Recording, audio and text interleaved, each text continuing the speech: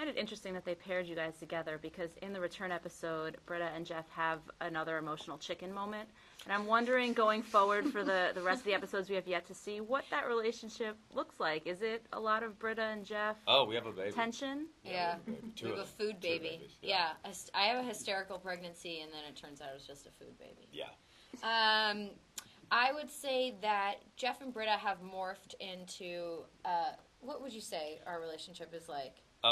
It's not a romantic relationship. It's more like as if we've been married for 50 years. Yeah, yeah. And sometimes we just yell at each other a lot. We bring out the worst in each other, so sometimes if it's us versus, maybe high school students, we will gang up together to try and take down other people. We're like two people that know each other well that have gotten together at parties once in a while. Yeah, and we like to drink a lot. We both like to drink, so we drink together a lot. And then when you mix alcohol and Jeff and Britta, bad things or wonderful things happen. Right. But I would say that the group as a whole is less focused on romance now. Yeah. We've got bigger problems. Yeah, much bigger outside problems that are swooping in on the group and threatening their very existence. Right. As you've probably seen from the trailer. Yeah. We get expelled. I just thought that trailer was so great, and Joel and I premiered it on The Soup, and it really did give me goosebumps when I watched it for the first time. And for us, too, because it's such like a pressure cooker making the show, we tend to almost forget what we've shot after it's over. So seeing it all cut together in that way was so amazing to think, oh, my God, we did all of that. Yeah. And then there's some shots where I'm like, I don't even remember that. I don't remember that at all.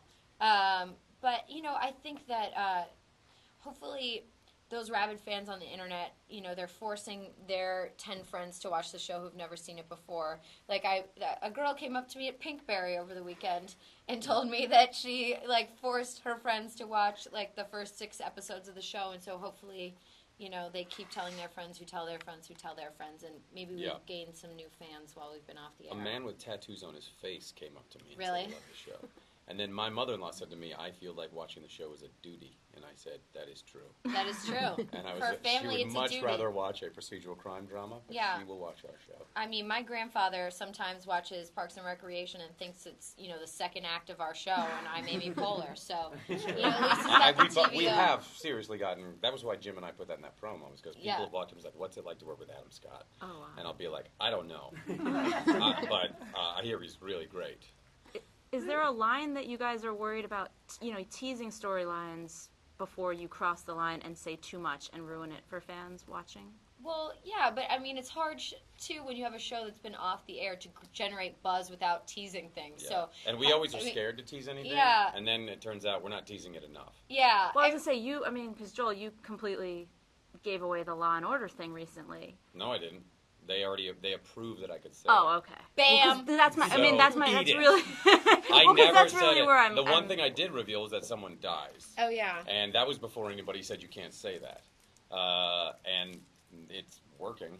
Well, I mean, I think that so if we were lost, then it would be another thing, and probably we would be shot down dead where we stood by network executives. But I think for us, having a show that's been pulled, trying to get people who aren't the internet, rabid fans to just sort of get the general public. Sometimes it's saying an actor that you're a fan of is guesting on our show, and so we have to sometimes tease more of our guest stars than we would necessarily want to, or hint at upcoming plot lines. And that trailer revealed far more than I thought we'd been sanctioned to reveal, but it also didn't tell you the specific ins and outs of any one of those episodes. That really was like a movie Right. trailer where it was kind of like, this is what we like a James Bond trailer. It's like, here's James Bond, he gets together with ladies, he has a lot of cool gadgets, and a lot of stuff explodes. Here's the entire story in 3 minutes. And now you get to pay for the long version. So I think it's all good, and especially because I think awareness of the show for a huge section of viewers, older people mainly,